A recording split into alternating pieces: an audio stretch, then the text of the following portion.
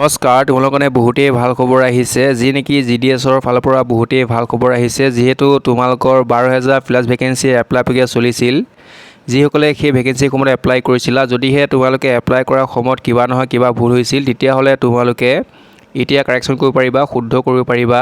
তোমালোকৰ কাৰণে বহুতেই ভাল খবৰ আহিছে, তাৰ কাৰণে তোমালোকৰ লিংক এক্টিভ কৰি দিছে। মই জনাই আছোঁ, তোমালোকে গুৰুত্ব সহকাৰে চোৱা। আৰু তোমালোকে এপ্লিকেশ্যন কাৰেকশ্যন তোমালোকে আজিৰ পৰা কৰিব পাৰিবা 24/06/2023 পৰা 26/06/2023 লৈ কৰিব পাৰিবা, মানে 26 জুন তাৰিখলৈ কৰিব পাৰিবা আজিৰ পৰা। আৰু তাতকৈ দেৰি হ'লে তোমালোকে কৰিব নোৱাৰিবা, ইয়াত ধুনীয়াকৈ দিয়া হৈ আছে। আৰু তাৰ কাৰণে তোমালোকৰ লিংক এভেইলেবল কৰি দিছে, নিশ্চয় দেখাই পাইছা। ইয়াত উল্লেখ কৰিছে তোমালোকৰ click here for edit application, তাত ক্লিক কৰি দিবা। তাত ক্লিক কৰি দিয়াৰ লগে লগে তোমালোকৰ এই পেজটো আহিব, নিশ্চয় দেখাই পাইছা। যি নেকি তোমালোকে ৰেজিষ্টাৰ নাম্বাৰটো তোমালোকে এণ্টাৰ কৰিব লাগিব। এণ্টাৰ কৰাৰ পিছত তোমালোকে ছাবমিট কৰিবা।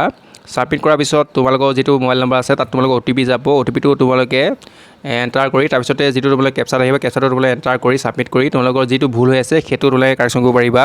নিশ্চয় তোমালোকে জানিব পাৰিছা। ভিডিঅ'টো ইমানখিনি আছিল, ধন্যবাদ।